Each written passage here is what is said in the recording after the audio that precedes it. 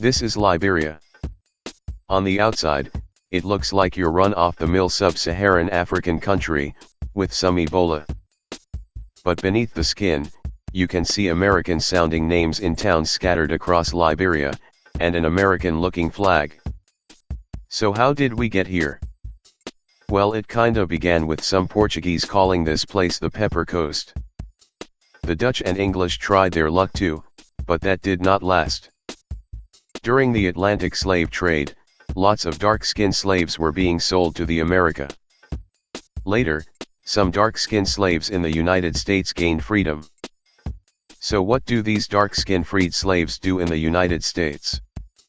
Generally normal stuff, besides being heavily racially discriminated and disenfranchised. So some light-skinned dudes started to form organizations to relocate the dark-skinned people to somewhere else outside of the United States. On the surface, it seemed like a great idea to allow American dark-skinned people to start anew somewhere else, to create a new society without racism. But unofficially, the light-skinned people just want to reduce the number of dark-skinned free people, as they were worried about dark-skinned people revolting, hating. More importantly, some light-skinned people reckon that dark-skinned people are inherently inferior, and can never integrate properly into the American society. Some locations considered by these relocation organizations include Haiti, Panama, and some random reservation lands west of the Mississippi River. This spot in West Africa was ultimately selected, known today as Liberia. Do the dark-skinned people like the idea of starting anew somewhere else? Mostly no. But some took the chances anyway. So a bunch of American dark-skinned people went off to their new adventure towards Africa. In addition to high mortality rate during the voyage, upon arrival, they were welcomed by tropical diseases and revolting natives who did not give them a break. Not a good start, but eventually the American dark-skinned people successfully create their own settlements, forming the basis of a newly created country called Liberia, who declared independence in the mid-19th century. These American dark-skinned immigrants were known as Americo-Liberian people, and they formed the dominant minority elite within Liberia. From the get-go, there was tension between the newly arrived dark-skinned Americans and the dark-skinned natives.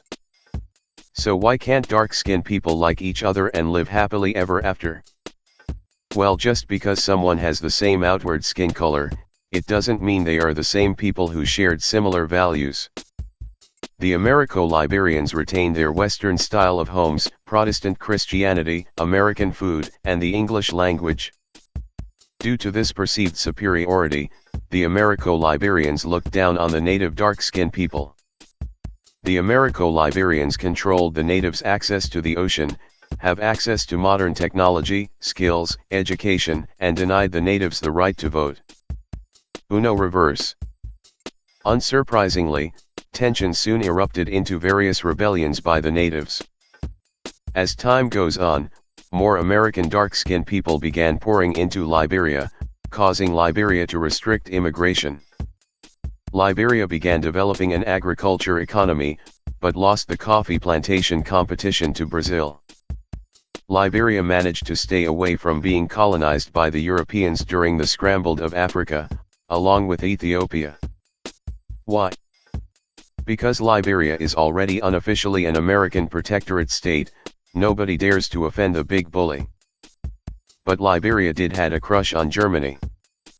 Liberia soon became the world leader in rubber plantations, a key supply to the Allied forces during World War II, and thereby becoming America's best friend. The United States has lots of military installments in Liberia. Throughout the Cold War, the guy here maintained good relations with the United States.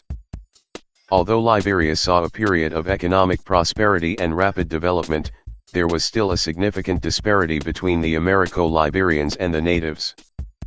Revolt soon exploded against the Americo-Liberians. Liberia descended into chaos, with several civil wars, driving the economy down the drain.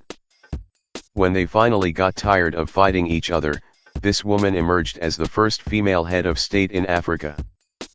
Then, rubber plantations, dodgy stuff, Ebola, football star became a politician, and here we are today. Some eugenics fanatics will point out that Liberia is a case study to prove that dark-skinned people are inferior, particularly when compared to other settler colonies with light-skinned people like Australia and Canada. The trajectory of Zimbabwe only adds to this argument further. Conversely, some people will say that the story of Liberia shows that there is a difference between culture and outward appearances. It is about how people were brought up, education, wealth and opportunities, culture, and more importantly, keeping all the good stuff within your own society and not sharing. The legacy of the United States in Liberia can be seen in town names, structure of government, plantation homes, and the abomination of imperial units. Christmas and Thanksgiving are official holidays in Liberia and are widely celebrated. Liberia loves hanging out with Sierra Leone, basically the British version of Liberia, with experience in being colonized. Can Liberia maintain its Americanness? Most likely, nothing is going to change Liberia's historical legacy that shaped who it is today, for better or for worse. Thanks for watching.